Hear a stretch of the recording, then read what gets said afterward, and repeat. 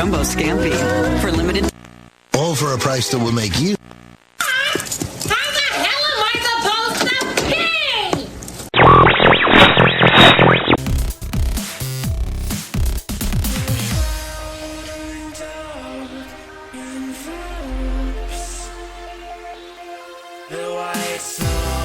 pay? You're listening to BAMF UK Comic Book Radio. Hello everyone, welcome to BAMF's Comics Radio, the weekly comics podcast, chatting about comics, movie comics, game comics, and more comics. And we're here, we're back again. It's been a week. It's nice to see you. Joining me today is these fine fellows. Introduce yourself, everyone. Hello, everybody. It's Fee here. Hello. Hey there, this is Lucas, still alive, unfortunately. Good evening, Internet. It's Neville here. Hope you're enjoying the show so far.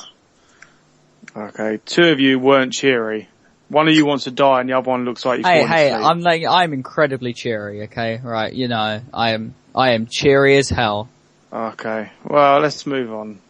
I'd like to be cheery, but I've spent most of the week bagging up old issues of New Mutants and my will to live has pretty much subsided. I'm relying on you guys to bring me back to life. Well, don't rely on Lucas because he wants to die with you. Okay, everyone, let's move. Let's keep this ball rolling of what we've started to push. That makes sense. Fee, open us up. Yeah, well, I think one of the big things that's been going on this week, one of the biggest things, is that the Eisner Award nominations have been announced this week. I think the general consensus from everybody I've been speaking to has been that they've been quite pleased with the nominations. This year seems to be a real good mix of stuff in there. Obviously I'm happy because Hawkeye and David Arger and Matt Fraction have all been nominated, so I'm pretty happy about that. But there's also nominations for other great comics that we've been speaking about the last few weeks. Saga is in there, which I'm really pleased to see. And Fatal, by Ed Brubaker and Sean Phillips, which I'm not sure if we've spoken about before. And Jonathan Hickman's Manhattan Project is up for Best Continuing Series. And yeah, some really, really good nominations in there. Did anybody else pick out any nominations that they were particularly pleased with? I think I posted something the other day basically saying everyone will win. And this is the first one where I want everyone to win, sorry. I'm pleased with every single one of them. Normally I'll only have like one or two. Oh, I really want this one to win. I really want this one to win. I can't even choose. I feel sorry for the judging panel. Yeah, I know about you guys. Yeah, I know what you mean. I mean, I could, just as I was just mentioning the Best Continuing Series there. I mean, there's Fatal, Hawkeye, Manhattan Projects, Prophet, and Saga are all up for Best Continuing Series. Obviously, I'm going to say I want Hawkeye to win, but Saga and Fatal as well. It's a pretty tough choice, isn't it? Really tough. Yeah, and what else is that? Best Writer, you've got Brubaker, Fraction, Brandon Graham, Jonathan Hickman, Brian K. Vaughan, and Frank M. Young are all up. And then Best Penciler Inker, you've got David Arger, who of course that's who my vote's going to go to.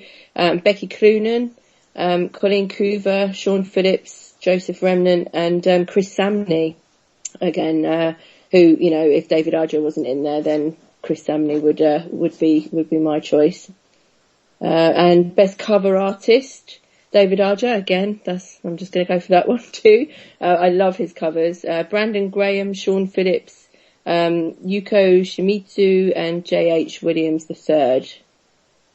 So, there's just, looking through the nominations, there's some really great stuff in there. That is, wow. I was actually, as soon as they got released, I was looking at all the creators and their Twitters, and everyone was buzzing and everyone was so happy. And I just don't want to be there when they get a disappointment of not even winning. Yeah. But yeah, I'm really pleased with it. That's good. Anyone else? Sorry, go on, Lee. Sorry, I was just going to say Go on. No, I was going to say there was a little bit of controversy about it. So I was going to say, I think Nevs, you highlighted this. Yeah, I've been looking this up. I just wanted to see if Lucas had any thoughts on it before we moved on to what the nominations are. I'll take that as a no. Well, there was kind of a... I'll be honest with you guys, I'm never, ever going to be someone who buys a comic because it gets an award. You know, it's just one of those things where you're like... An award ceremony to me in any medium just means a bunch of people liked it. Woohoo. I can find you 20 people who liked Youngblood issue 1 when it was published. It doesn't seem to me that a collective of opinion is any more valued than anything else. But I can understand the recognition and the extra exposure it gives, and it struck me that it was a slightly unfair bit of controversy, which seems to have levelled itself out in the last few hours. But as one of the journalists who is also an independent comic creator had a huge problem with Before Watchmen, and actually posted on his blog all the creators involved with Before Watchmen and said, well, you know, because they've done Before Watchmen, I'm removing them from my consideration. I don't know if that's finally true, although having looked through the nominees, it does seem that nothing by anyone who's done Before Watchmen actually has been nominated. So that's no Neil Adams, that's no Jay Lee, that's no Darwin Cook or Amanda Connor or Steve Rude. Obviously, to me, that strikes me as if your consideration is something like The Pro or Parker or Nexus or The Moth or Power Girl are all inherently bad for no reason except that the creator didn't fulfill your moral judgments, then that's not really an impartial, objective way of looking at art. That's just bringing your bias in. We can argue back and forth whether Before Watchmen is a morally correct product. And then, if you want to take the view that Before Watchmen is morally corrupt because the deal signed with Alan Moore doesn't seem to register with that being all okay and above board, then that's a perfectly fair point of view to have, I think. That's fair enough. But I don't think you can stop at Before Watchmen then, can you? Because then everything else that's been signed off in what could be a morally dubious way equally becomes circumspect. You know, like everything that Marvel has, you know, the Hulk, FF, the Fantastic Four, the X-Men, Spider-Man, most of the Avengers, they're all generated from Kirby work off the top of my head, and that's certainly stuff that's been seen as far more contentious than the Alan Moore Watchmen deal. And on the other side of the spectrum, DC, you know, Bill Fingers and Jerry Robinson with Batman, Siegel and Schuster with Superman, the people who did the Green Lantern stuff getting no credit on the movie. All of those characters can be seen, if you wanted to look at it that way, as completely morally bankrupt. So therefore, if we're going to have the point of view that everyone who worked on Before Watchmen should be made some kind of comic social pariah and seen as a scab, then I think you have to take that point of view with pretty much everything else being published by Marvel and DC, where the contract wasn't particularly fair. That's just what I think about it.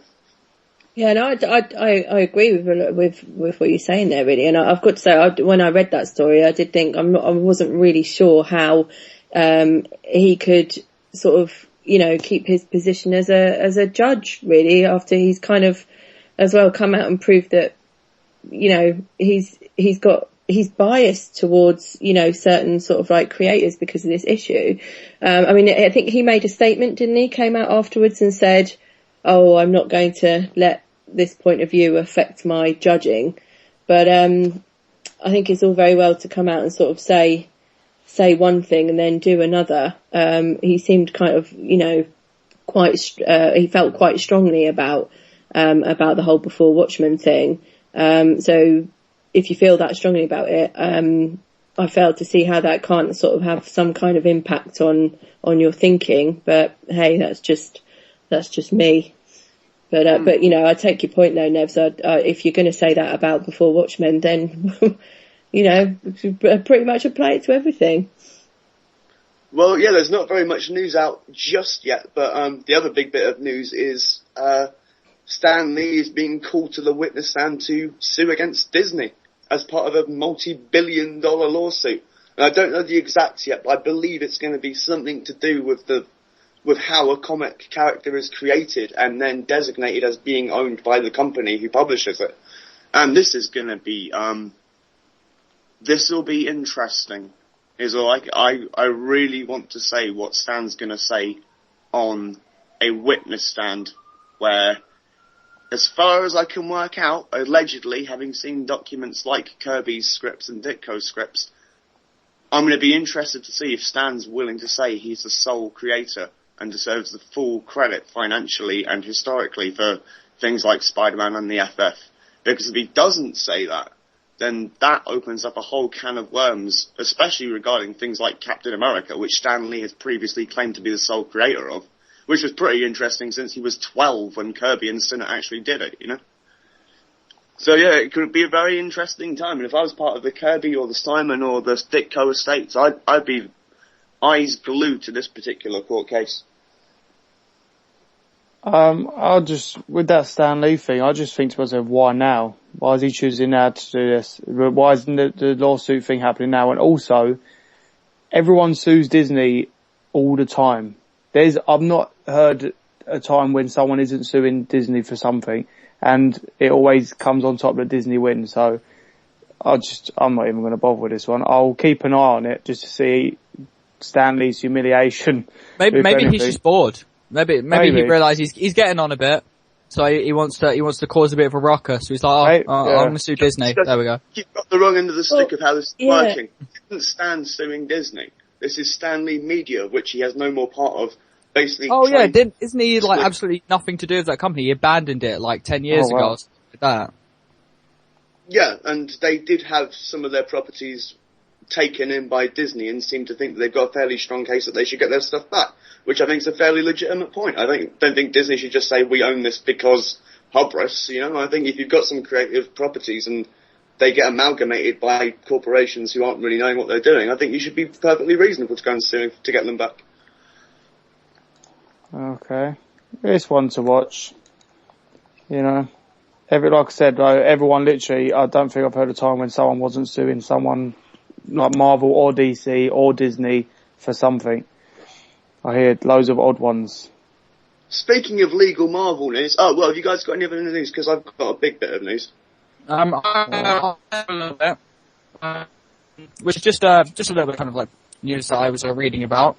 The Injustice Gods Among Us webcomic knocking things like Superior Spider-Man and Age of Ultron off Comixology's list by basically just swarming it and getting to the top and being the most downloaded title worldwide for a week, which was fantastic. It kind of tie in with the game's release date, which it came out last Friday, and just people were downloading the comic like everywhere, just trying to get a backstory. Have any of you guys read any of the Injustice comic stuff? I read the issue one. It was a DC superhero video game comic. That was as much as I thought of it. Okay, well, I read some of it. I thought it was a pretty good Elseworld story. You know, like one of those, like just don't see them so much anymore. Different realities, different sort of what is kind of like DC's What If. I thought it was pretty good, and in fact, it was on top for a little while. Just goes to show that digital first comics they're pretty popular. I didn't think that they was. Apparently, it's on its third printing now. Wow. Not the first issue, anyway.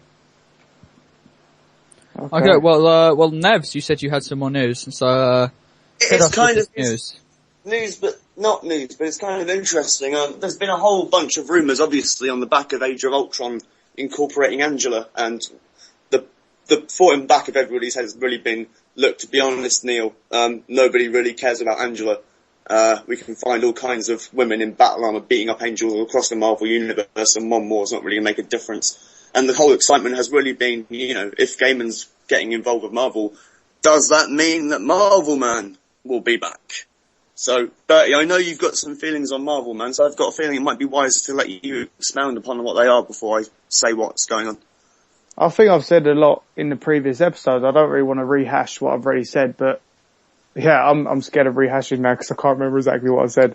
But I know I've spoken a lot about how much I just enjoy this character, and I really want something from this character. Where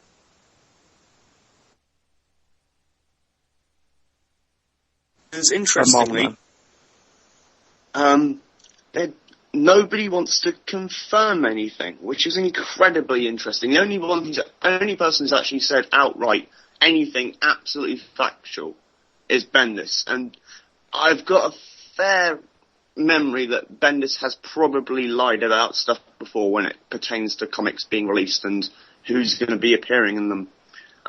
But he's saying that Marvel Man definitely won't be in Age of Ultron, which is an interesting stopgap.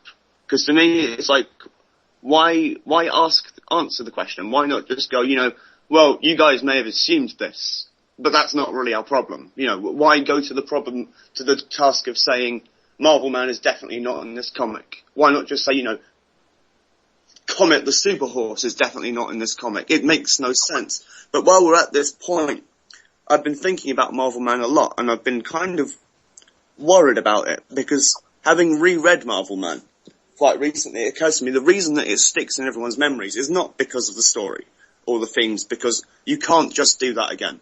You can't have a Marvel Man issue 1 and just go, here's the same stories, and here's the arguments with Liz, and here's all the superpowered characters taking over what humanity can do, because that stuff's been plundered. And all those themes, and more importantly, those storytelling techniques have already been used and ripped off and homaged and double homaged generations down. And I think, bravely, if you're really going to do Marvel Man / Miracle Man right, you have to reprint the original story, the game, and more stuff. Then you finish off the stories that haven't been published, and then you need someone at the top of their game, like a David Aja or a Matt Fraction or a Christian Ward or someone that good, to make Marvel Man as revolutionary to now as it was back to the early 80s. If you just go, here's the adventures of Marvel Man, he's hanging out with Liz and he's really cosmic, then there's no point bringing the brand back. You might as well just have a Century comic, because that character so obviously, owes its origins to that. That's what I think. I think unless you're going to be somewhere in this way that we all regard Hawkeye with Marvel Man, I think it's better left dead. I don't know. What do you guys think? I do think that if you're going to go through all this trouble for a character, it better bloody be good. How long's it been? 3 years? 3 years. It's 3 years. There hasn't been a Marvel Man comic this century. No. I mean, 3 years since Marvel have been talking about this. Oh, and I know, 2009, wasn't it? Yeah. So, I don't know. I'm just, at this moment, it's literally just to wait and see what happens. No one wants to talk about it. A little while ago, Axel Alonso said there was going to be an announcement. There is no announcement that I know of, unless I've missed something. Pardon? Bendis announcing that there was no announcement to be made. Okay. That's weird in itself. The editor-in-chief saying something, and then a writer who has no editorial decision deciding to say, nah, there's nothing coming. Don't worry about it. Well, no, to be fair, he said he's definitely not in Age of Ultron, which may be true, or maybe everyone's worked out what those 5 pages of Joe Quesada and nobody else except the Bendis art is. They've rapidly changed it, so now the ending of Age of Ultron is like Herbie on a homicidal rage, Did you say Herbie or Kirby? I said Herbie, as in the guy from the Fantastic Four, but crazy Herbie. Kirby would be so much better. That'd be better. But yeah, I think I've said a lot on this as it is, but it's kind of annoying me now. We heard nothing, and then we're hearing lots, but we're hearing noise. We're hearing lots of will there, won't there, talking about it, but there's nothing. Just don't do it or do it at this point. Do you know? If you're not going to do it, then just say you're not going to do it instead of just toying with us that there's going to be something, and just give up and let the character lay to rest. Because it's bloody annoying me. I want something. Just give it all back to Alan Moore and let him write it for someone. Alan Moore's publicly said he wants nothing else to do with it. I believe the words he used are poisoned chalice. Oh, wow. That's made me sad. Because now I know I can't even bribe him. Oh, God. I think if DC can't offer him millions to do Watchmen 2, then I don't think you can do it, mate. Sorry. Yeah, but, you know, what DC wasn't going to offer to clean his windows. But Bert can be a very persuasive guy when he wants to. I'm not going to delve into the details because, you know, there may be some younger listeners or something like that. Or people, you know, who just don't want their insides and their outsides. So I'm not going to talk about that. However, I suppose next up in news is something that Fee is probably going to want to talk about, the Man of Steel trailer. So the full length, I guess, we've had a little teaser trailer before, which was out, was a good few weeks ago, maybe even a couple of months ago now. I think it was a few months ago, yeah. Yeah, a little teaser trailer, which didn't give too much away. So then this week we've had sort of like a full length proper trailer. Now, I, up until this point, have been a little bit about the whole film, really, a little bit sort of like, well, you know, I'll go and see it, but I haven't been excited about it until I saw this trailer, and now I cannot wait to go and see this film. It's a really, really, really good trailer. It's exactly what a trailer should do, in that it, you know, gives you enough information about the film without spoiling anything at all. But, you know, just drops enough information in there to make you want to go and see it. It doesn't give anything away other than parts of the origin story, which obviously most of us are familiar with anyway. There's a few things in there that maybe have changed. It looks like there's a war going on Krypton or something, which is why they have to send him off. It would make sense with General, because General Zod's been confirmed as like being the main antagonist of the film. So, you know, General Zod, you know, take that Krypton. Yeah, so it's I just thought it was a very well made, you know, well delivered trailer. It was really, really good. And I had my doubts and worries about Henry Cavill as Superman, just because Christopher Reeve is Superman in my head, you know, like I grew up with those films. I grew up with those films, and he's just, you know, he inhabits that character so much for me. It's very difficult to disassociate him from the character. But there's a moment at the end of the trailer where Superman's talking to Lois Lane, and it just that moment there, just that couple of lines changed my mind straight away. I was like, yep. This is great. I buy this. I buy him as Superman. He looks great. I can't wait to see it. My one problem. Yeah. I don't think that he looks like Superman. Maybe that's just maybe the Christopher Reeve thing, or maybe, but I look at him and I can't see Superman. I see a dude wearing a Superman outfit.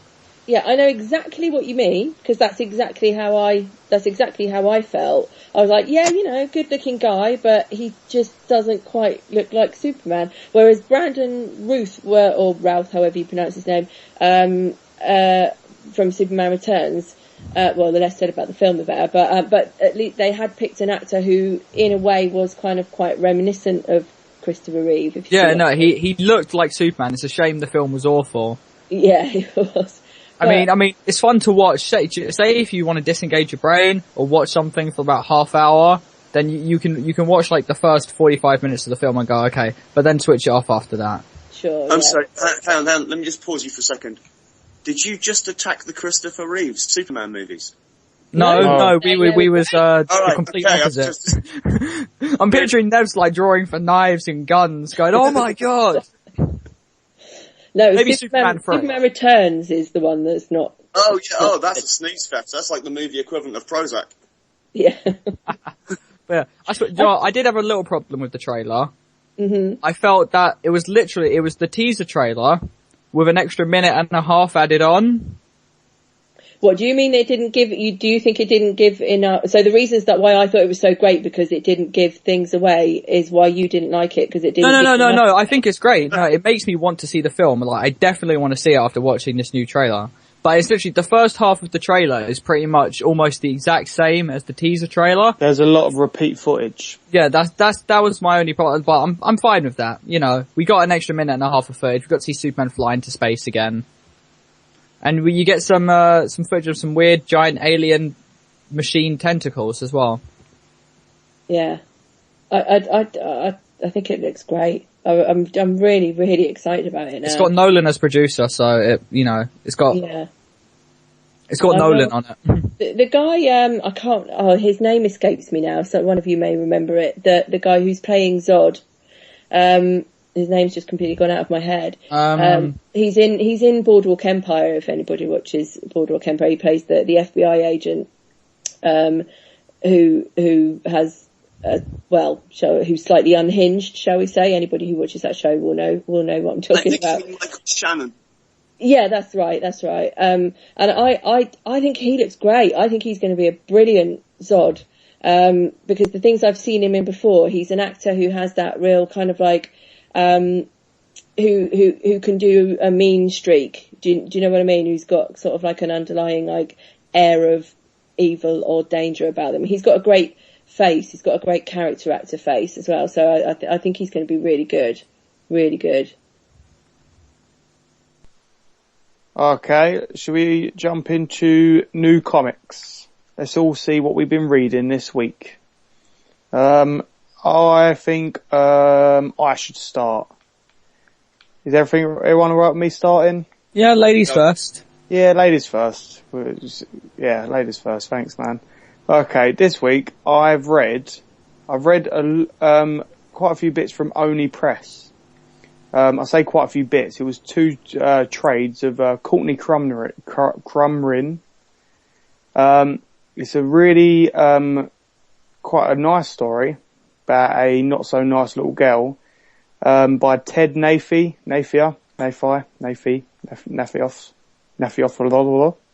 Yep. And it's about a little girl who discovers that she's actually like related to a warlock, and she is delves into this world of magic and night things and odd things that go bump in the night. And she's a little girl with an attitude that everyone's scared of, and it's a really, really, really, really, really just well done story. Then each chapter is just like a little standalone chapter. There's not really like a running theme between them, especially in the first trade. And it's like really cartoony little style. And Oni Press. They're like a little big company these days. Because everyone should know them from Scott Pilgrim, but they do lots of other stuff that I'm just discovering, like Courtney Crumrin, and it's bloody wicked, man. Don't know if any of you even heard of Courtney Crumrin or anything of the sorts. I'm aware of Courtney Crumrin. I am aware of Oni, mainly because they were the first people to start publishing comics by Kevin Smith. They did that bridge series between Mallrats and Chasing Amy, which was drawn by the always amazing Duncan Fegredo, called Chasing Dogma, which, funnily enough, has literally been released on Comixology today. Oh, I saw that today, yeah. Yeah, that's how they got their kind of recognition. They also did a really good book called Oni Double Feature, which had lots of good things like some early stuff by Jim Mafood, who also drew some of the Clerks comics, and a short story by Neil Gaiman and Troy Nixie called Until the End of the World and such. Yeah, they were a really good little company, and obviously they were shot to fame by doing Scott Pilgrim and that kind of thing. Yeah, they're a good bunch of guys, those guys. Yeah. This was Jamie S. Rich, who now writes It Girl and the Atomics, spun out of Madman by Mike Allred. Oh, wow. Okay. I didn't know that writer was from, started in Oni. But yeah, I would say what's new in comics and what's new to me, it's his publisher I'm talking about more than actually Courtney Crumlin, which is a bit of a bad thing, but also a good thing. Genuinely, this publisher puts out things, recently, Helheim, Cullen Bunn, Six Gun, Cullen Bunn, but also Courtney Crumlin. All three have literally, as soon as I get them, they're at the top of the pile of what I've got to read, in front of everything from indie to mainstream. This is a really, I want more people to read Oni Press stuff, because they just do all sorts of different genres. I've noticed there is a bit more of like a supernatural theme, but maybe that's just because of what I've read so far. But yeah, check them out, man. And check out Courtney Crumrin. The attitude on this little girl is just hilarious. And it's a really creative story that I'm a little bit sorry I never came across earlier, because it was like 2004 when it started. Maybe a bit later, but earlier. Really, really fun. Written and drawn by Ted. Can't remember his last name. Can't even say his last name if I wanted to. I think it's Naif. It's spelled Naifeh.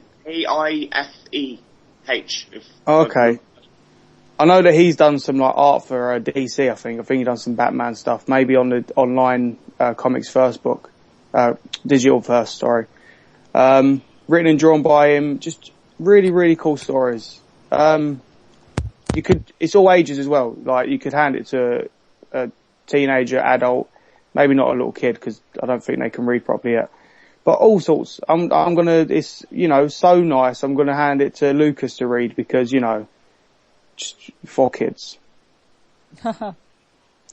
Ladies first. Anyway, what about you guys? Tell me about what you've been reading. No? Alright, I'll keep talking. Fair enough. To be fair, I've been a bit kind of like lax due to certain complications when it comes to reading the past week. So all I've really read is Batman issue 19, and Injustice issue 14, in which didn't really happen. So yeah, Batman 19, which is part of DC's W month for whatever it is, and the cover is Batman, Dangerous Enemy, is Jim Gordon, and of course spoilers. Guess what, everybody? Spoilers. After all of that, kind of, oh my god, what does this mean? It's just Clayface. So yay! I actually really like this story. It's a two-parter. No. It's going to be good. It's going to be, oh my god, how is Bruce Wayne ever going to? And then he'll get out of it because he's Batman, and it's just Clayface. Oh, I don't like Clayface. I don't like people who mimic other people. I'm a bit bummed out. I like it because what I like the most about this, it's not so much the character and the idea, it's that we finally get like we get a small like story arc from Scott Snyder. You think Death of the Family, and the Court of the Owl stuff, that ran for a bloody long time. And this is just a nice two-part little break-up. I think Greg Capullo's art, he's got a new inker on this now, from now on. And I think it's kind of a good thing, because it looks a lot tighter, it looks a lot cleaner. It looks brighter, but maybe that's because of the context of the story. I'm liking it. I'm not a massive Two-Face, what an idiot. I'm not a massive Clayface fan, but I can't wait for issue 20. No, I mean, I'll keep reading Batman, till forever. Yeah, like I said, I was expecting a bit more. I suppose that was my problem. I had really high expectations. And then I was like, no, oh well. So, yeah. I suppose the other thing I've read this week, was, by, Boom Studios, Dingo. Which was, literally just something I kind of, the AI known as DAN recommended it. And, yeah. It was, interesting. Not my usual kind of, comic. Has anybody else read Dingo before I go into detail? Not me. Go ahead. No. Tell us all about it. Oh, just me. Okay, right. Well, it's a bit kind of like weird at first. It starts off with this dude just rocking around, going on about bad luck. He's tied up being dominated by a lady in leather. So at first I thought Dan had recommended me porn, but it wasn't porn. No, it's this guy. He's trying to look at this box that's gone missing. And this box contains something very dear to him and something that he doesn't want getting out. And it gets taken by his ex-wife who shot him before. And it turns out she's some kind of a former demon who married him and had to give up her immortality to marry him, and then decided that he wasn't that worth it, and so shot him, and has been trying to get hold of this box ever since then, because apparently this box is what can help her get her powers back. And yeah, I'm not usually one for like supernatural and magic-y storylines and stuff like that. Like, that's why I'm not too into Thor. I don't like Shazam. Magic is like, nah. But yeah, I was really surprised, and I would definitely recommend it to you guys to read, definitely. I'm not sure if the link is still up. But yeah, and also it's got a giant dog called Cerberus in it that eats people. Lots of blood and crowbars. That sounds awesome, man. Yeah, like I said, it's a bit kind of out of my comfort zone, but I enjoyed it. So I will definitely say one to watch. Did you say it was Boom Studios? Yeah, Boom Studios. Oh man, that's another publisher that Boom just pointing out some really good stuff lately. I don't know if Hexed or Fall of Cthulhu rings any bells, but the writer is Michael Allen Nelson, and I'm not gonna bother trying to pronounce the artist's name. I'm just gonna say Francesco. So there we go. Google Francesco, guys, and Dingo. Yeah, Francesco Dingo. Go with that. Francesco Dingo. No, man, yeah, that sounds wicked. I'm gonna have to check that out. I'm loving what Boom Studio are doing lately. Studios. They used to have loads of Muppet stuff, but they don't anymore. Muppets are cool. Yeah, man, I love Muppets. Do you know if they do anything else that might be? Yeah, they do Irredeemable, which was Mark Waid's take on Superman. Mark Waid loves Superman anyway, but this was his own Superman, and isn't that the Superman that kind of goes around just killing a bunch of dudes? It's basically what if Superman went pure evil. And he also had another one called Incorruptible, which was about what if Superman's Lex Luthor turned good, and that was in the same world. I think they've recently wrapped up, but is it Irredeemable? It is Irredeemable, yeah. Yeah, and Irredeemable. Pardon? Incorruptible was a spin-off. Yeah, Incorruptible, and they were really good. Boom Studio would also do. They're currently doing Deathmatch, which Dan was telling me about, and it sounds really good. He showed me the first issue, and it's basically like what if all the analogs of all these different hero types, you've got the Superman type, you've got the Hulk type, the Peter Parker insecty guy, the shadowy back person, and what if they're all in a Hunger Games scenario, which I know Hunger Games is being used a lot. It seems like it was being done pretty well, and the art is I can't remember the artist's name. I can't remember if Dan even told me, but it was really well done. I'm checking it out. I'm going to be going headfirst into Boom. I was about to say into Doom then. I'm going to go headfirst into Doom and then Boom afterwards to just, make myself feel better. Just a bit more excited, Bertie. Boom also published a thing called CBGB. It's called CBGB. It was a series of short stories by various creators about the famous New York punk club CBGB. And the first issue had a short story drawn by Mark Ellaby, who does lots of interesting stuff and webcomics and the like. And it was written by Kieran Gillen. So there you go, there's one collection that you probably I love Kieran Gillen. And also, CBGB. How fun is that to say? Have you never heard of the club, no? No. Okay. CBGB, fun to say, fun to go to, and now fun to read. CBGB. We're going to go to CBGB one day, guys. It has closed down. We're going to open up our own CBGB, guys. We're going to make one, okay? Bloody CBGB closing down before I can even go there. Oh, they didn't see me coming, did they? No, but honestly, Boom Studios, man, I'm genuinely gutted they don't do Muppet stuff anymore. It doesn't even look like Marvel are doing Muppet stuff. When you call Bert, Muppets is like your friend. It's a shame I don't know anyone called Ernie, really. But anyway, what about you guys? Speaking of Kieran Gillen, I suppose that's a good place for me to jump in. Segue. I was going to, and actually I've got a Kieran Gillen double bill, that I've been reading this week. First is, Young Avengers 3, which I know was out a couple of weeks ago. That was what? No, I said that was cool. I loved issue 3. So did I. I really liked it. I thought, because the first issue was great, the second issue was good, but this was great again. I love America Chavez. She's just same here. Great. She's so great. And there's a really clever little thing in this issue where, Jamie, McKelvey sort of draws her as an incoming, streak of light for a few panels. Yeah. before he actually like arrives and smashes down Loki's dad, the frost giant, which was brilliant. It was really, really well done. I really liked that.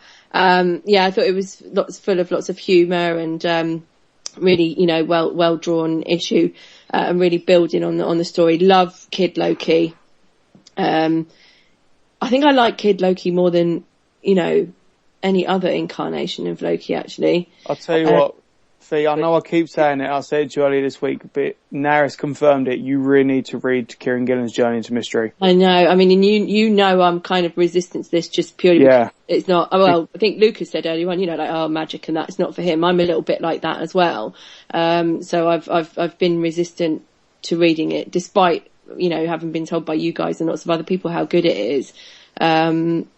But yeah, maybe I do. Maybe I need to get on it. You do. There's a whole arc where it sort of comments on like it has a little bit of like a Britpop in there. There's this new guy appears who's basically based on the man who brought, I can't remember his name, some like man from Manchester who basically created the 90s Britpop scene. So you need. Do you mean Morrissey? No, not Morrissey. I know what they look like. I can't remember his name. But seriously, check it out, Fee. But go on. Yeah. I didn't mean to interrupt you there. No, that's cool. I'm yeah.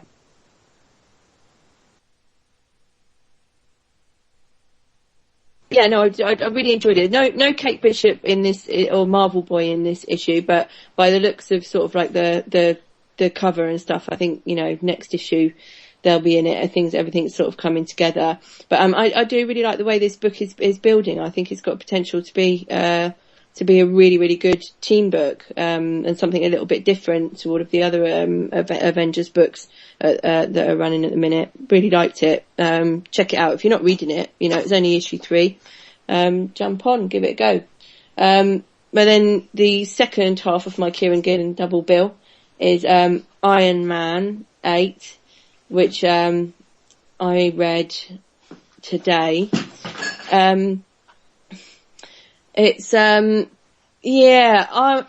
this was the conclusion of the God Killer arc, and I don't really I haven't really been enjoying this, to be honest with you.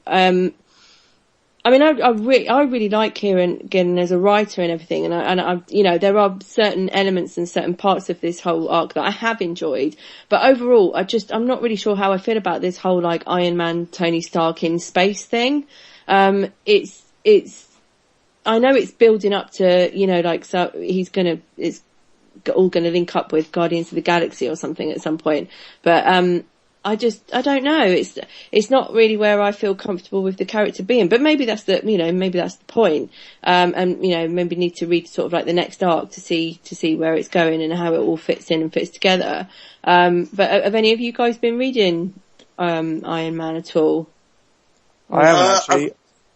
I've read the first few. I don't know if it's just having seen Robert Downey Jr. as Iron Man and now basically not wanting to see him in any other incarnation. But I don't think this is even the fault of Kieran or David Michelini or Warren Ellis or anyone who's written Iron Man. The guy's just never appealed to me. He's one of those really good supporting characters like the Punisher or Morbius or Mr. Miracle or Luke Cage.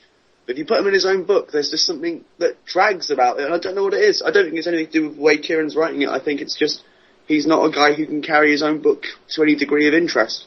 But really, did you read Fractions Iron Man at all? Yeah. You felt the same about that, did you? Because I really enjoyed that. I really, really enjoyed it. I wouldn't swear it was Fraction, but it was around the time that they were dealing with the stuff that Tony did in Civil War, and they pulled the whole. What was the trick? Oh yeah, Norman Osborn wants all the tech that Tony knows about. Mm. So he deletes his own brain and then reboots his own brain, but that copy of his brain has only information before Civil War. So basically all the arguments about cloning for and such like are obviously irrelevant now. And to me, that it wasn't quite a one more day, but it did seem a very cheap get out. So it really blackens the whole previous reading experience. So no, I do like Fraction usually, but this really didn't do anything for me either. Okay. No, I really liked Fraction's run on Iron Man. I really enjoyed it. But I just don't know. This thing, it's not a situation that I like to see Tony in. For anybody who may not have been reading this, Gillen's run from the start, the idea is that Tony's sort of like, has left and has gone off into space to have some adventures because he feels like he needs new challenges and needs to sort of move on and do other things. And then he encounters this, alien race who decide to put him on trial because, for killing the Phoenix, because the Phoenix was their deity. And that's basically what the arc has been about. It's been about him being in this situation.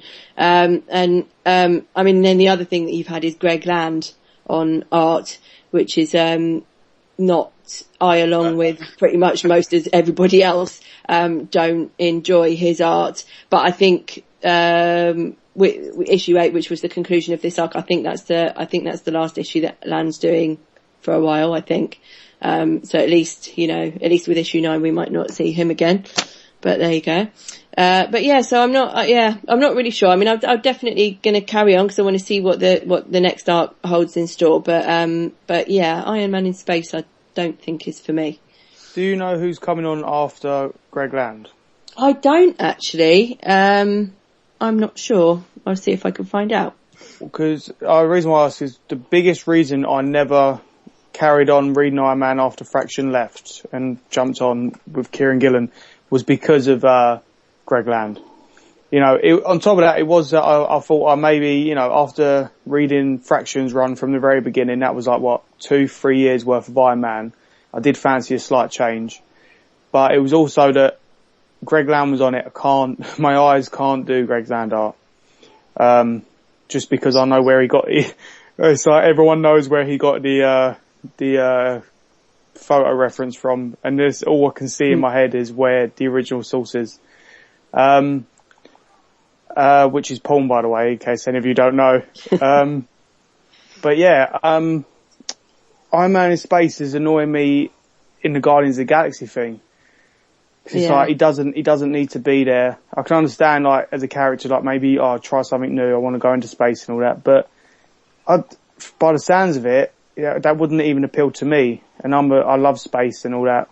Just it doesn't really. I don't know. Yeah, it just doesn't. I don't know. It's just Iron Man's always seemed. I know he's like in the suit and all that, but he has always been a bit grounded to Earth, and he's always had a lot of worries around him, like whether it's his business, whether it's his friends, the team of the Avengers. Space just seems like a big old step from where he was. Yeah, I agree. It just doesn't quite work for me. I've just going back to the Greg Land thing as well. As I said, I don't know if anybody had read this, and I can't remember which issue it is, but it was quite near the beginning. But Gillen makes a joke about Greg Land's art, which is quite cool, where he makes Tony sort of make, and Pepper, I think it is, they make some kind of reference about all the women looking the same.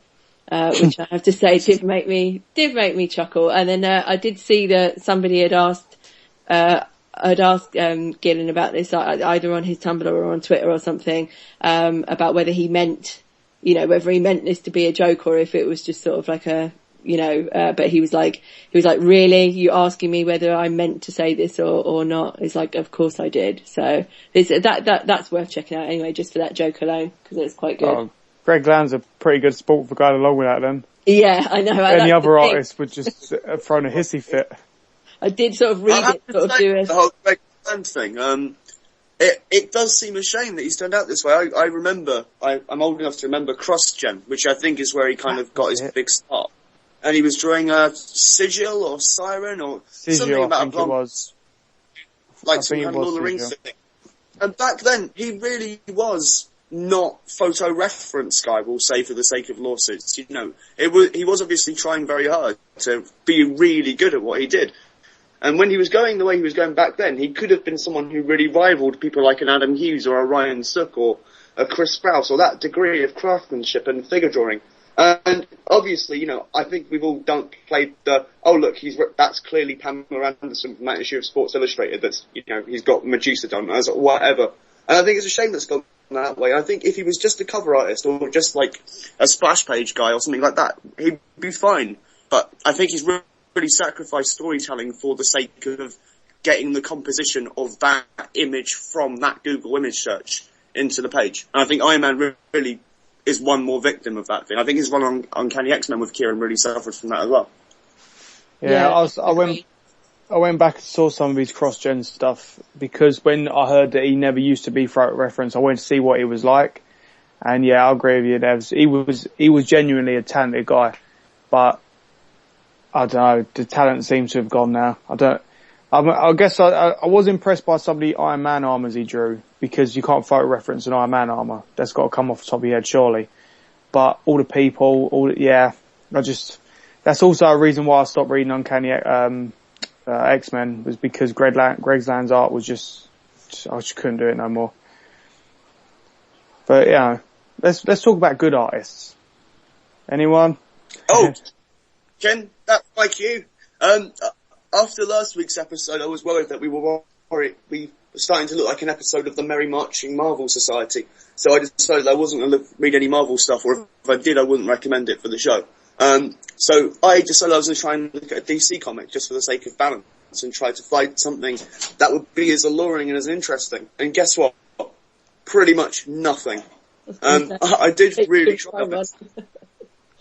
I went through all the Bat titles, and I went through all the Superman titles, and pretty much everything except for All-Star Western, which will always be great, regardless of what any of you say. All-Star Western is probably the best book that DC publishes on a regular basis. However, the one thing I did find that I really enjoyed, which also happens to have really great art, is JSA, The Whistling Skull, by Tony Harris and S. Clay Moore.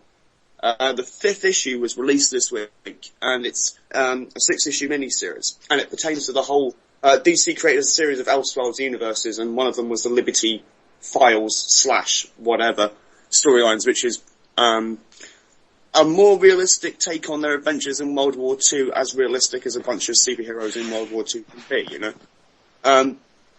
And they do this great thing where, like DC Comics used to do in the 70s, where they introduce a new character, they put Superman on the cover, and there'd be 3 pages of Superman saying, well, this is how you're a superhero, and sha-la-la-la, and then they're just off. He's gone, you know.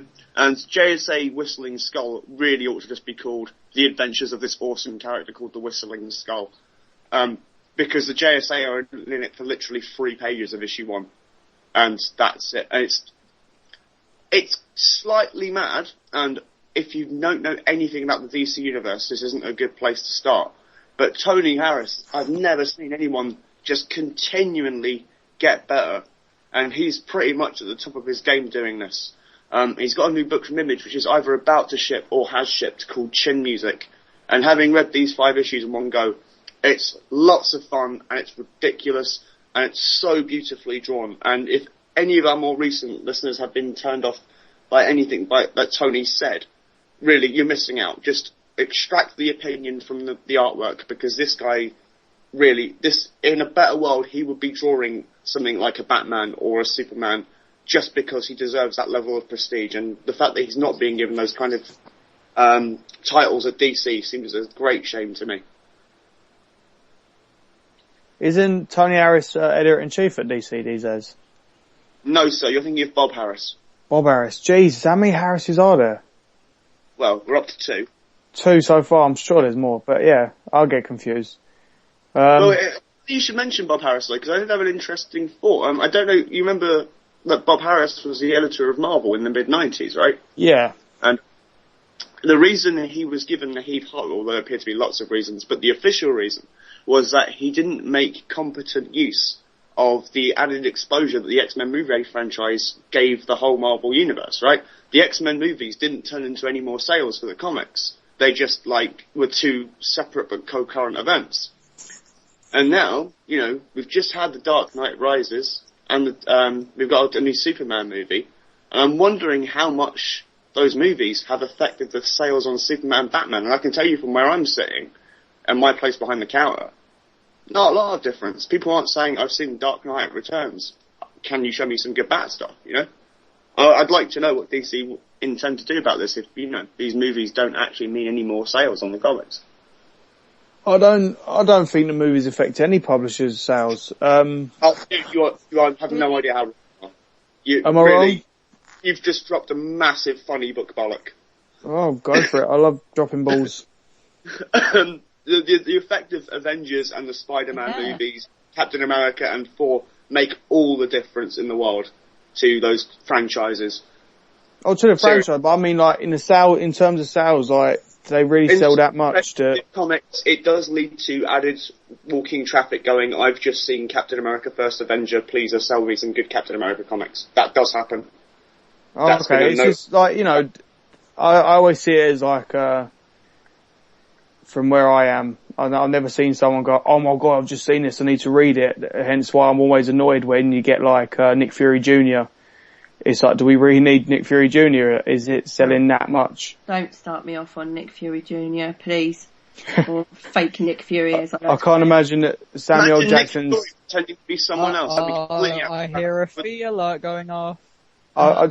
Basically, I just can't imagine that they're selling that much more from the movies that they need to just inject new characters and stuff. And in fact, if anything, that says they aren't selling that much. That's why they need that.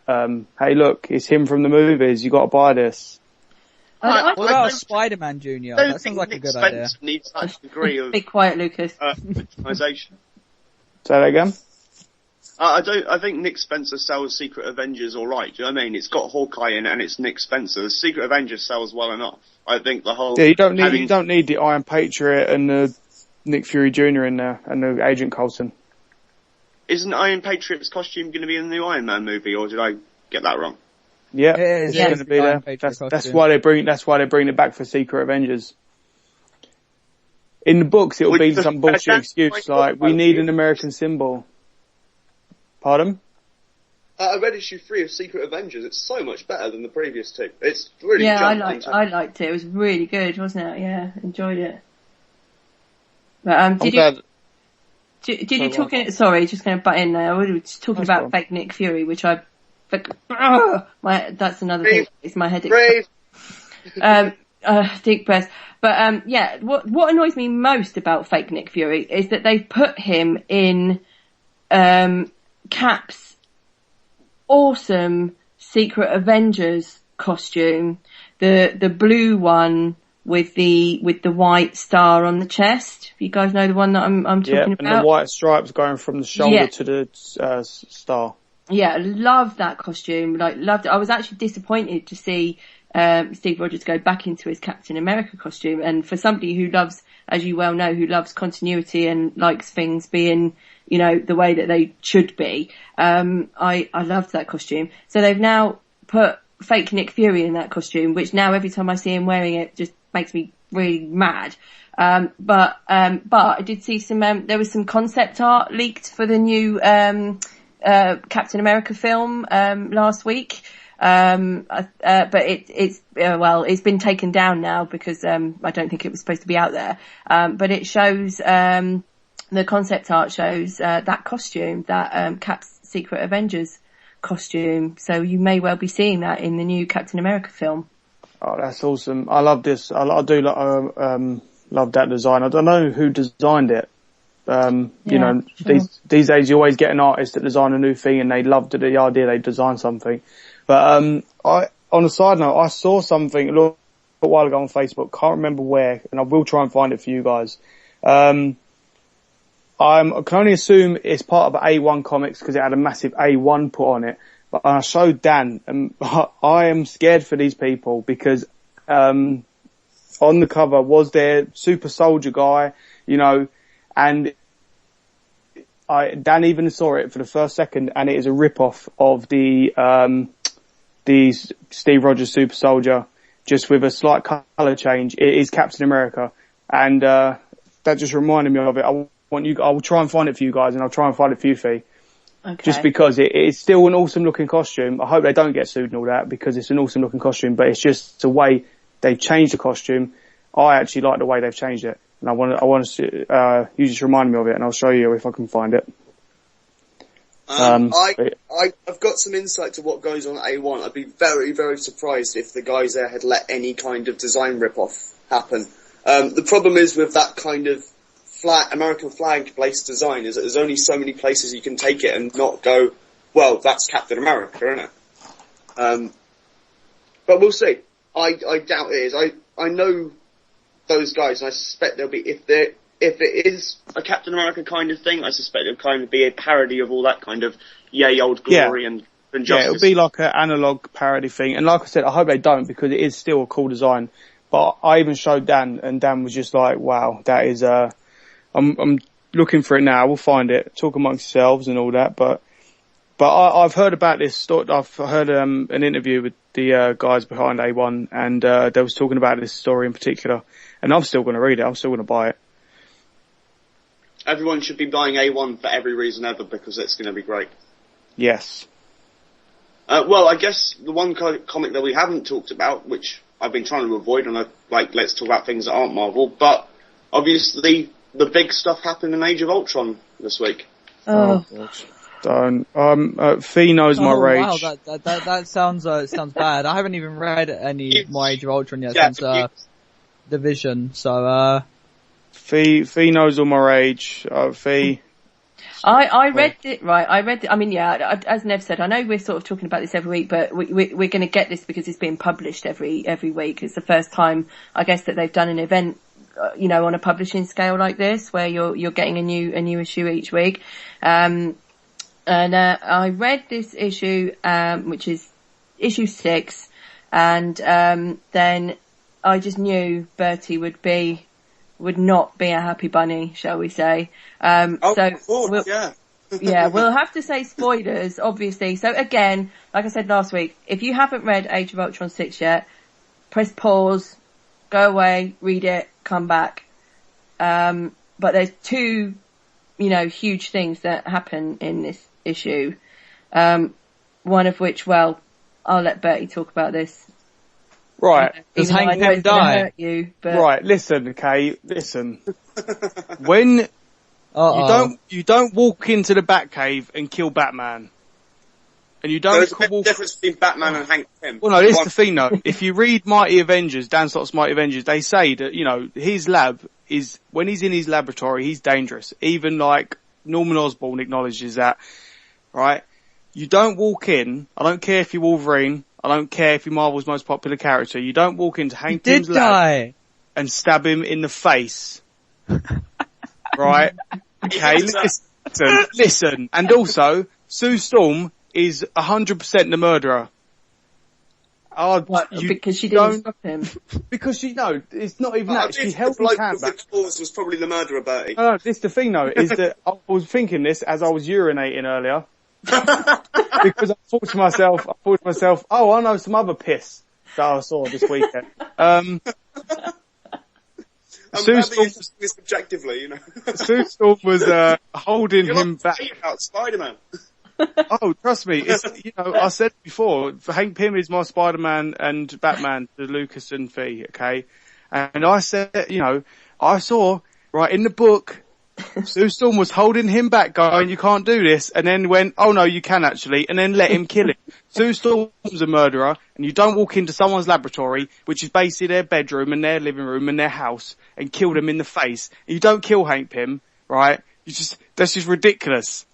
It's just a load of wee. But yeah, I don't mean to, derail your beautiful rant, but it is nice to hear you being this passionate. Do you think perhaps we should go through what happens in the comic rather than?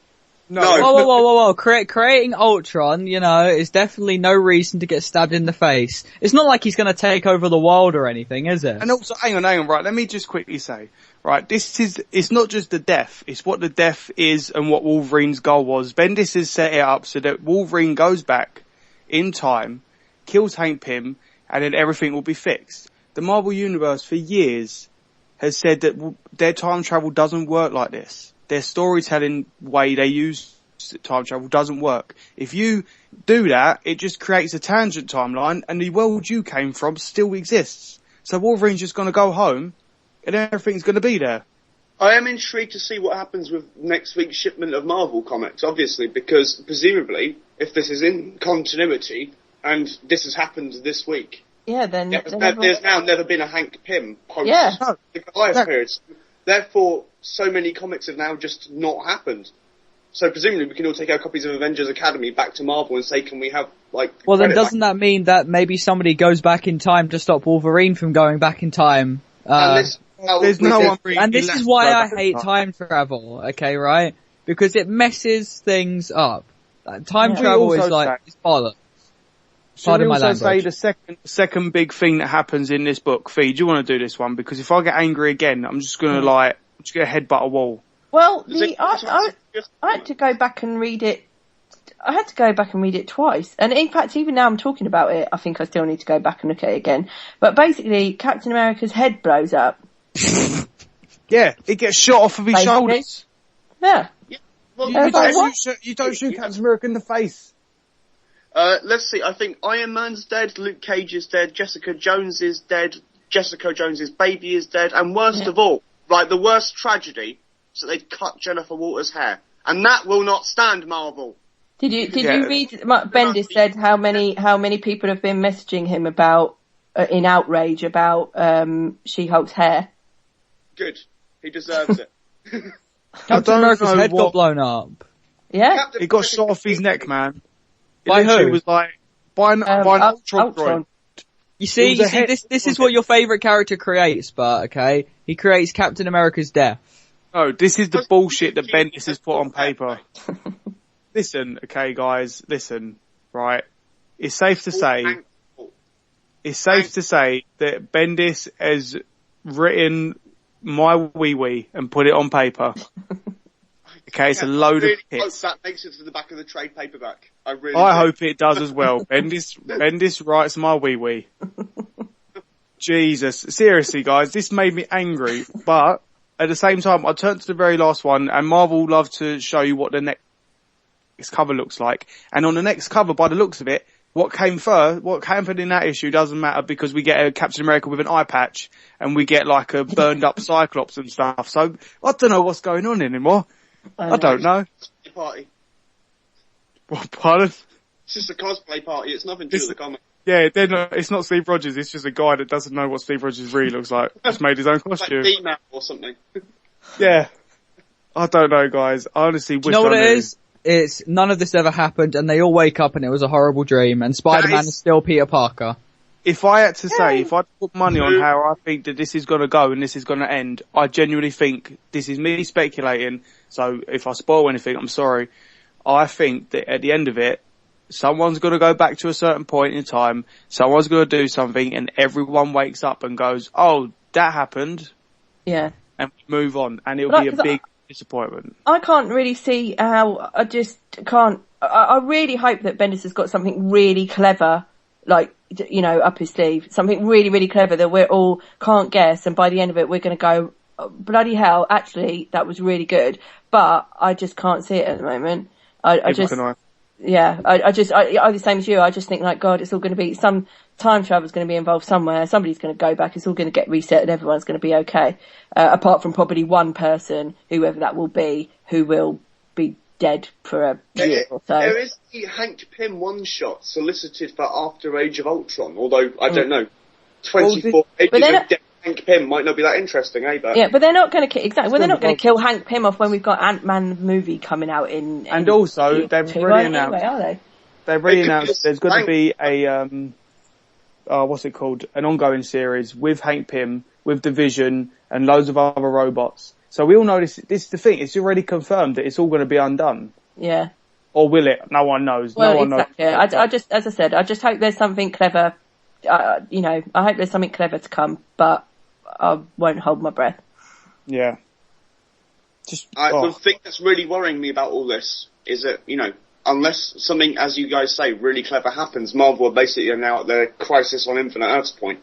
Because this isn't a thing they can brush underneath the carpet. You know, this isn't just Hawkeye changes his costume or Daredevil has a mutant clone or something. Like, so much Marvel history is wrapped up. Hell, the whole Secret Invasion stuff is wrapped up with Hank Pym. Just off the top of my head. Yeah. And it's just better be really clever, guys. Marvel, not you guys, obviously. Oh yeah, don't worry. The thing is, all going to be scrolled. I don't know if you guys got this, but when reading Age of Ultron, I got the the feel of Bendis from before Marvel Now, the tired Bendis, the kind of, all right, we've had enough of these characters from you now, Bendis. You know, Yeah. Do you get that? Yeah, I do. I get exactly what you mean. Because like some of the X-Men stuff has been, I think we touched upon this a little bit last week or the week before, like his X-Men stuff's been sounding a lot fresher and stuff than a lot of, you know, his Avengers and other title stuff had been sounding for a while. But yeah, I know exactly what you mean. It's kind of gone back to that, you know, like, oh, more of this, really? Yeah. Yeah. I really want to keep doing this. Yeah. Well, you know, Age of Ultron was written 2 years ago. Yeah. You know, we already which know is this is around the same time that he's presumably writing all the Avengers titles and stuff.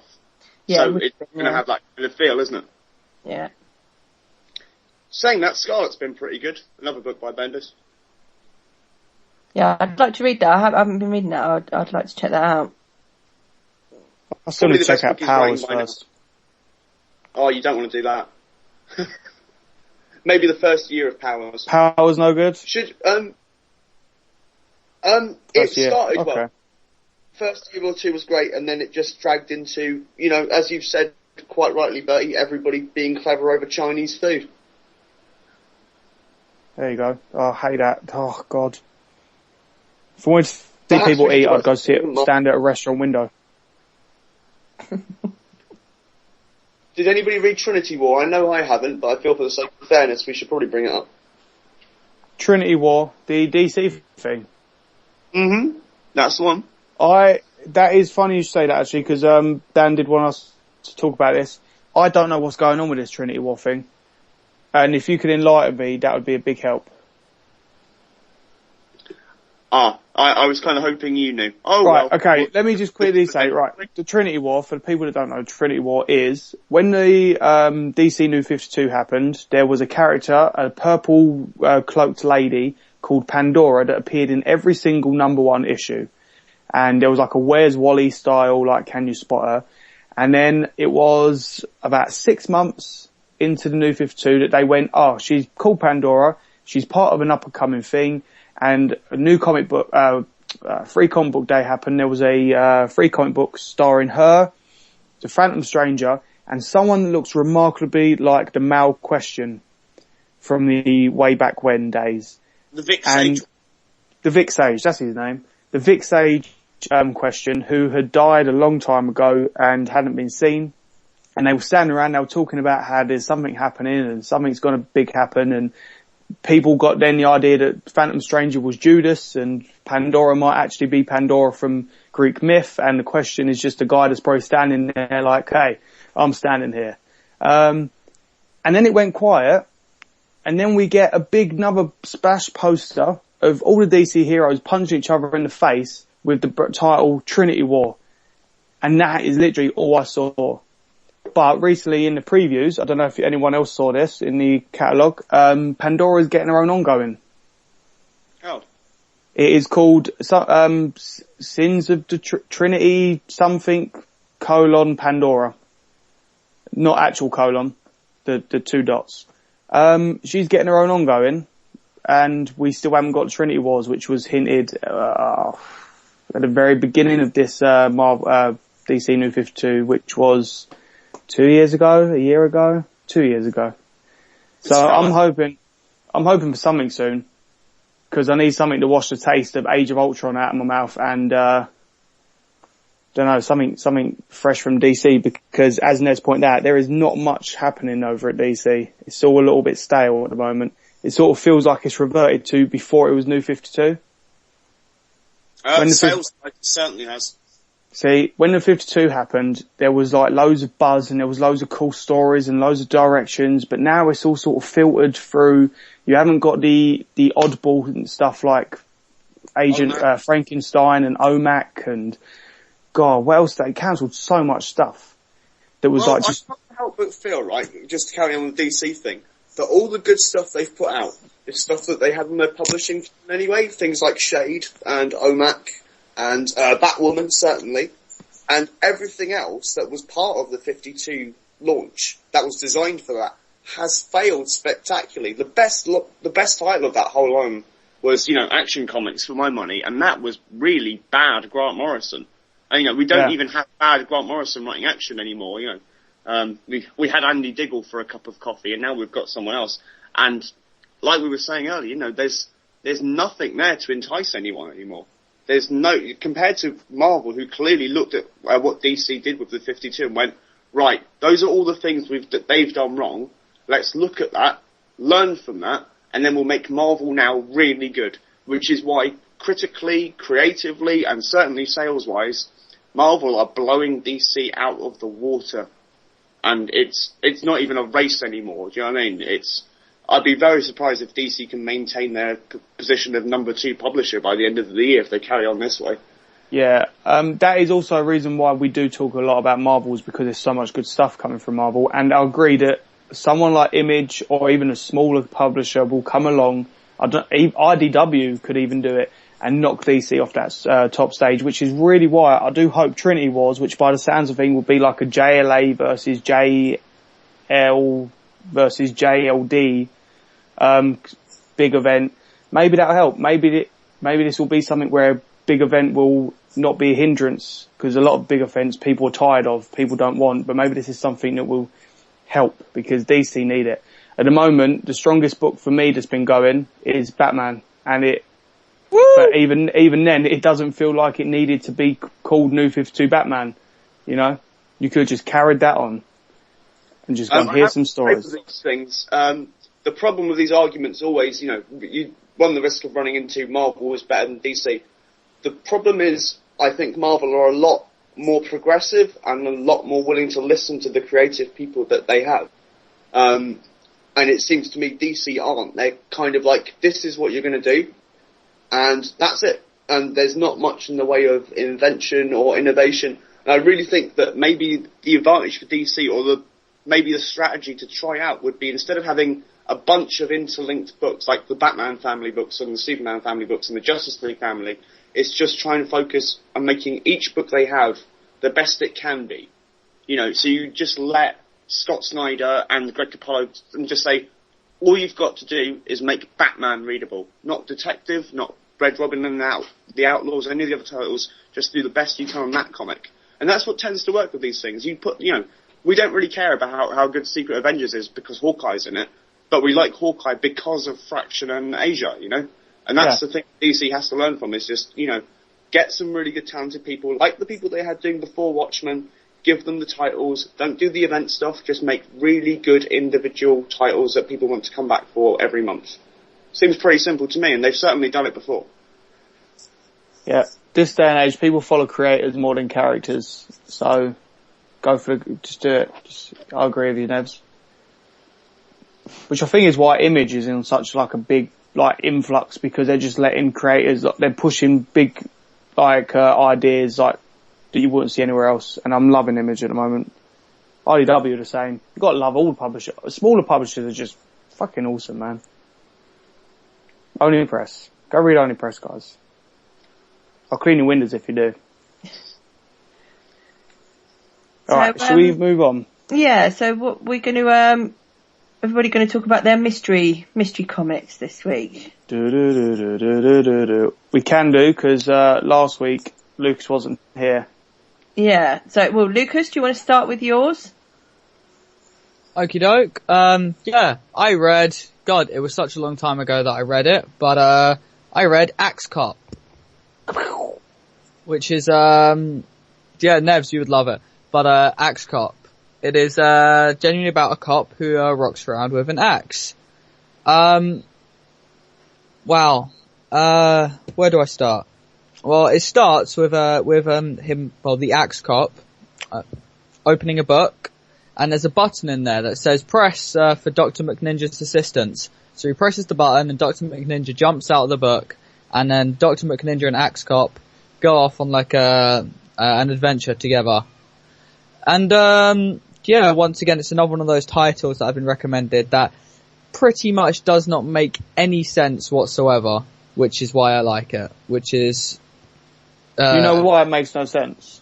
Because Dr. McNinja jumped out of a book and they fought giant dinosaurs, and it's an axe-wielding cop. Because the writer is like a 5-year-old kid. Yeah, and I can't even make that joke, so... No, yeah. it's not a joke, it's genuine. The artist of the book got his little kid brother to come up with some stories and ideas, and he just drew them. And so that's why they're so weird nowadays, because he's literally from a mind of a child. But it worked. The older brother obviously like streamlined it a bit because you couldn't let it go too wild, and it literally worked. So that, I don't know if he's 5. I think he's 5. I know he's a very small kid, and he was 5 when I started playing it. Yeah. Yeah, and that was it. It was that easy, that simple, which is why I always follow my little sister around with pen and paper. Fair enough. Well, that was my my mystery comic from 2 weeks ago. So, who's next? Nevs? I read Gunner Creek Court, which is a webcomic. It's a perfectly adequate webcomic about fantasy and adventure and supernatural stuff for those of you who like that kind of thing. It's not particularly bad, it's not particularly good. It is what it is. I don't want to dwell too much on it because there's nothing to say in terms of being particularly bad or good, really. Fair enough. Fee Mook B. I had another webcomic. This was God Hates Astronauts, which I've only had time to read the first couple, and the setup or the premise is kind of like reminding me a little bit of The Boys in terms of sort of like adult humour applied to the concept of superheroes. So you get lots of sort of, swearing and sex and nakedness and stuff.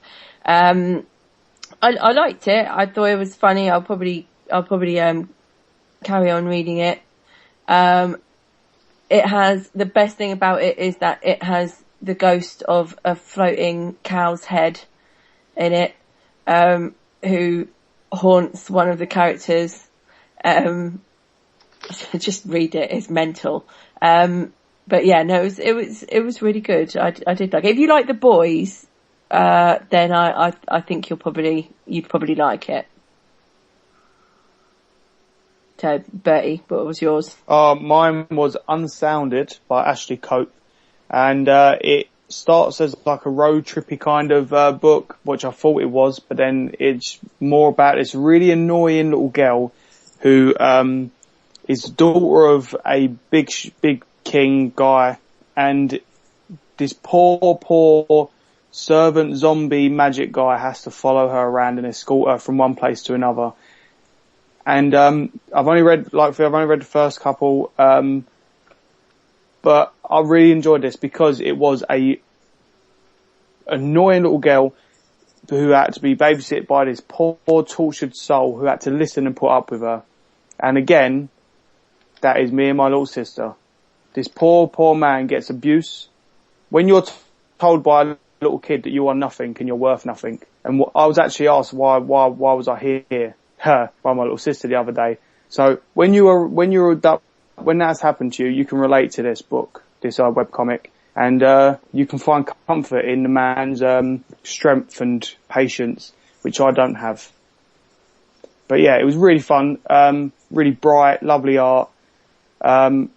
Dialogue was a bit weird. I'm not sure what accent this little girl is supposed to be. Is she a pirate? Is she a weird Cockney? I'm not actually sure, but it's definitely worth checking out. Annoying little girls for the win. Cool. Yeah. Well, I think that's everybody done, isn't it? So I think we shall move on to questions. We've had a few in this week. So let me just start with this one. This is from Sammy, who is at Curex Complex on Twitter. She is otherwise known as the actual Kate Bishop. I can actually vouch for that. She is indeed. And she asks, if you could only take one comic to a desert island, which one would it be? Oh God. I'm going to answer that one straight up. Easy. Does it have to be like can it just be like a run of comics, or does it have to be like just a comic? Issue 1 of Batman or whatever? Yeah, she doesn't specify that, so I think you can interpret that as however you like. Alright, do you know what? I'd say Batman in general, but if I had to pick a particular kind of like comic, I'd go with the Long Halloween graphic novel, just because it's long, it's meaty, and it's fantastic. Good. Oh God. Yeah, that's pretty much, and also, to be honest, you know, I don't know, I'm probably gonna die anyway, so.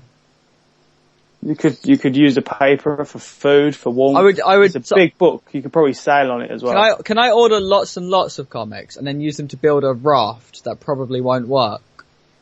Order? Well, you don't it might order them, sink. dude. You don't order them. There's not like a shipping address. Are you sure? Because, you know, Number 1 desert island. You know, FedEx come up on their boat. Yeah. Jesus. Yeah, I can't get away, but they'll drop off a comic. Yeah, they don't go like, do you want a lift or anything? This is actually a pretty good question. I don't know what I would choose. Off the top of my head, I'd probably say, Dan Slott's Mighty Avengers run. If I was to go for mainstream, if I was going to go for indie, it'd probably be the 6 gun. All the trades of 6 gun, just get it shipped. You know, if we're doing deliveries, then get it shipped to my coconut door. I was being a bit more, you know, I was actually sitting there trying to think of individual single issues. So I was like sort of overthinking this far too much. But, I mean, I'd say like, obviously anything Spider-Man, but if I'm gonna pick one single issue, I'm just gonna pick, oh God, actually, this is really hard. One I was talking about the other day, I'm cheating already, you see, because as the more I'm talking about this, I'm just thinking about more and more as I'm talking about it.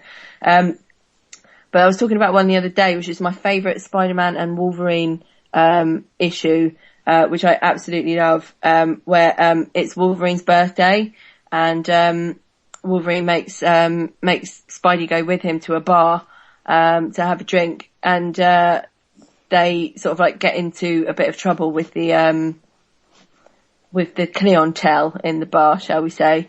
And it's just brilliant, and it's such a fantastic example of the relationship between Spider-Man and Wolverine, and I love it, and I've read it repeated times, and I could read it, you know, repeated times. I could read it over and over again, so that I would take, definitely. You know, why move away from what I've been talking about for weeks on end, and Hawkeye, any of the issues, I'll take the lot. I'll take the first trade. That's a good shout. That's a really good shout. You can just pour over and examine every single page. Yeah, that would keep you going, I reckon, for a long time, yeah. Yeah. You'd find a lot in it. Can I change mine? I'll change mine. Oh, it's too late, I'm already on the island. Well, if they're doing deliveries. Oh yeah, there you go, just change your order. Yeah, no, they also do takeout as well, so that's good to know. But you don't have a phone, so you can't ring them. That's the problem. You literally, you have to shout. We could take this question 2 ways. Either it's like literally your favourite comic in the world, or your favourite series in the world. If it's my favourite series in the world, it's going to be Love and Rockets, which is literally the best thing that's ever been published in the medium. It's about everything. It's got every kind of genre in the whole thing. Jaime Hernandez is one of the greatest people to ever put a pen to a paper, ever, and it's the deepest stuff in the world, but also so pop and so fun. And the amount of people that mainstream artists have just gone, Jamie, he'd be a really good artist to rip off of my art style. I'll nick his work entirely. There's no such thing as a bad issue of Love and Rockets, ever.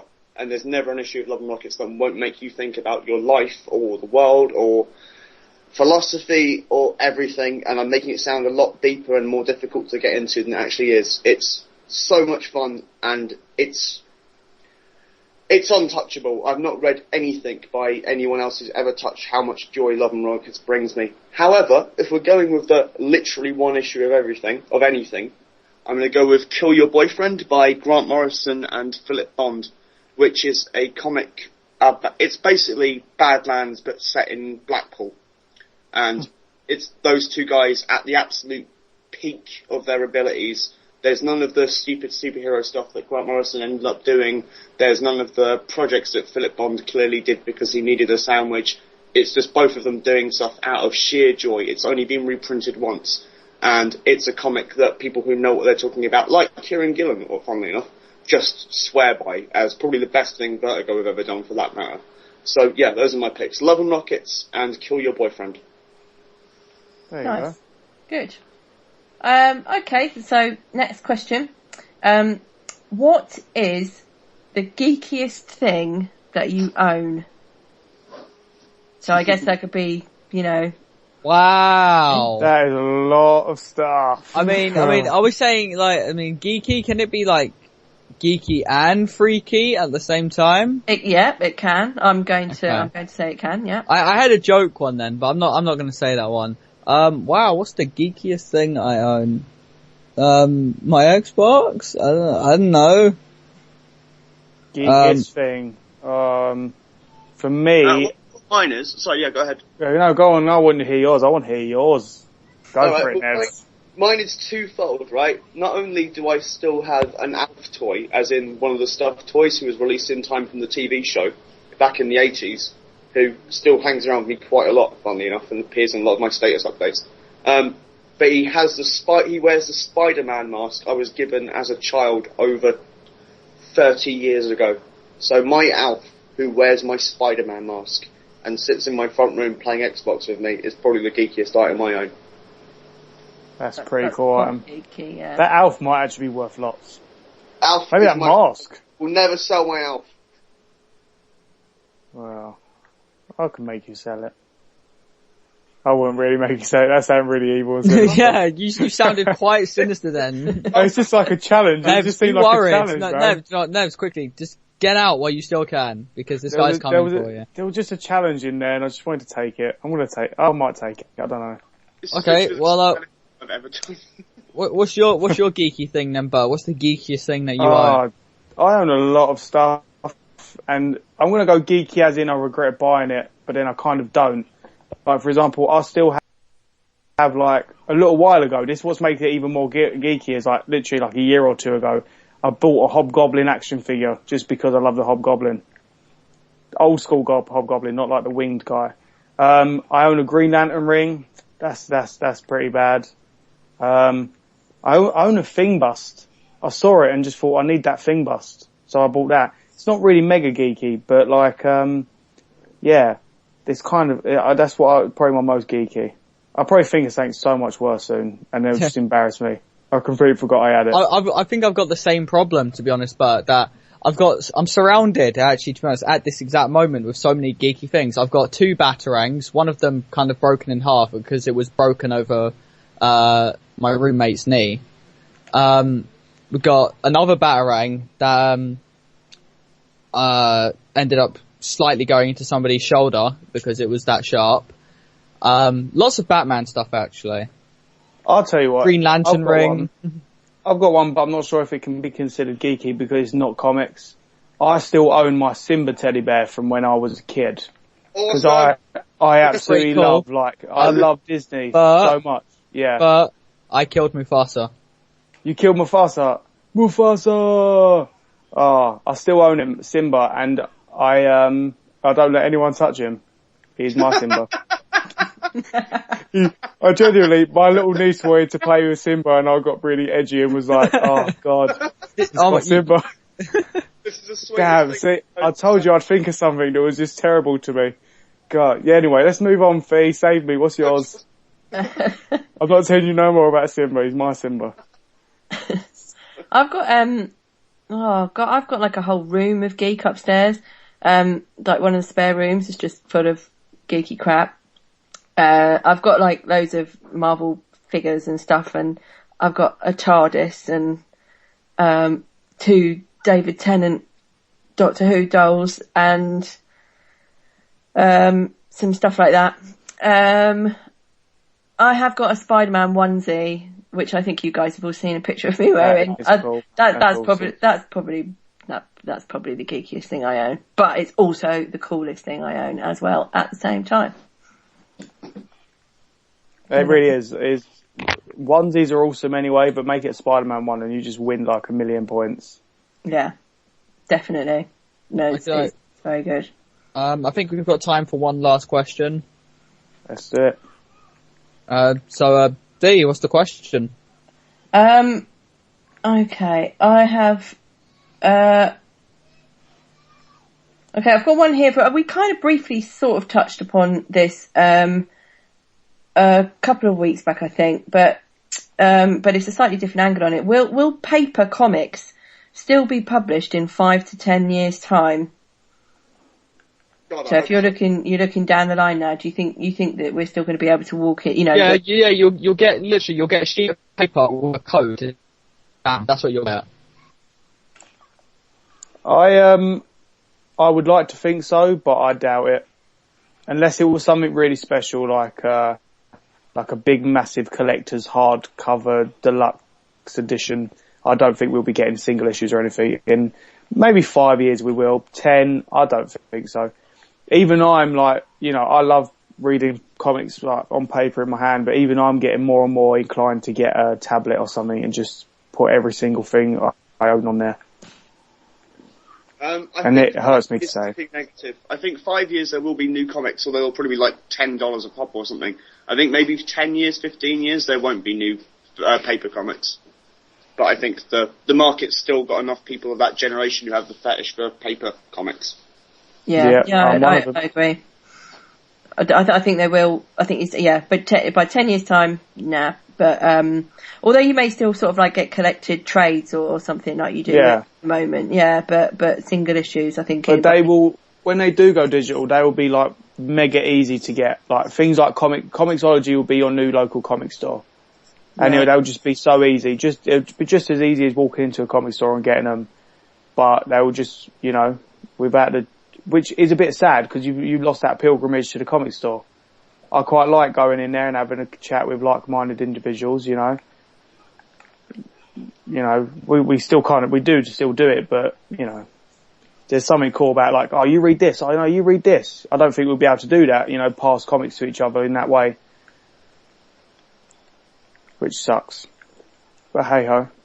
But hey, at least there's shows like this where we can, converse with our fellow selves. Yeah, we'll have us, we'll still be here in 5-10 years time. We'll be all over the place. But I just mean like in that sense of like I could hand Lucas an issue of Batman, I could hand Nevs an issue of something, I could hand Fee something, they could hand me something, and there's that interaction of like, oh, you should try this, you should try this. That's how I treat my comics these days, is like I literally swap them out with people and like, you read this, you read this.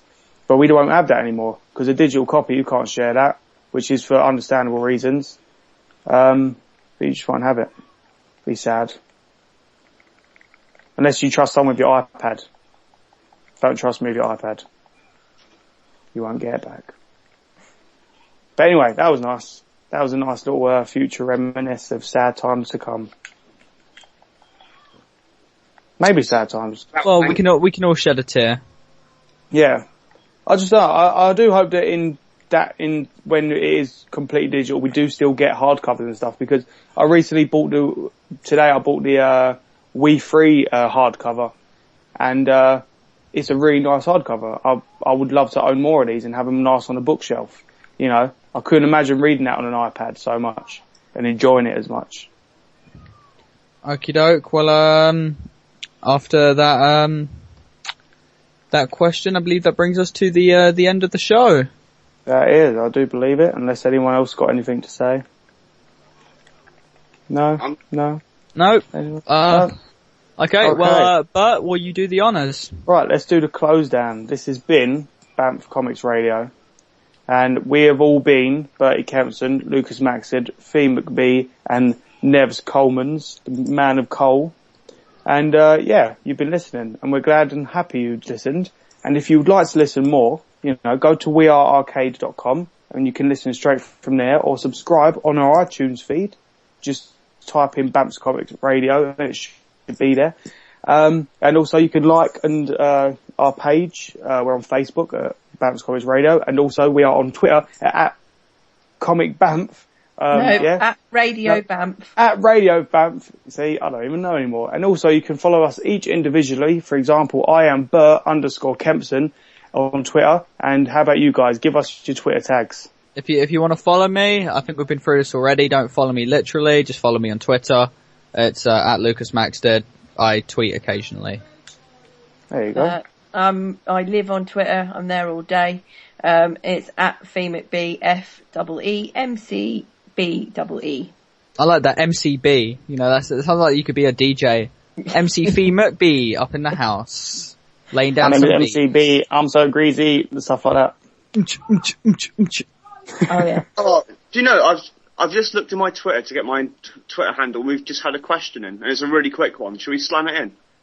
Go on then. Go on. Go for it. Saranga, at Saranga Comics, who's great. She's like one of my favourite cosplayers and people who talk about comics ever. But she asks, who in the DC Comics universe eats corn? Oh god, that's a cool one. I saw that as well, actually, funny enough. God, off the top of my head, Doomsday. We'll go with that. So if you want to follow me on Twitter, and I have no problem with people in the street following me, because I am like the David Koresh of comics, it's @Nevs_ago_go. There you go. And, tweet us, get involved, ask us questions, comment, if there's something you would like us to talk about, something like anything, read, talk about, discuss, argue over, cry over, shout over, high five over, or just stuff in general you want to talk to us about. Do it. Get involved. The stronger you are, the more of you, the stronger we are, the bigger. Big family, high fives, Christmas dinners and all that stuff. Honest. And then eventually we can use you all to help take over the world. What? Oh, wait, too soon. That was Lucas's next time. idea. Yeah. Just get involved, This is a social podcast. We like hearing from you. We love your questions. We love talking to you guys. So do it. So don't see people in real life, so we just want the company, really. Yeah, I've forgotten what humans look like. Yeah. Okay, well, guys, time to say goodbye. So, this is Lucas. Goodbye. This is Bertie. Goodbye. This is B. Goodbye. This is Nevs. More orders will be issued soon. Goodbye.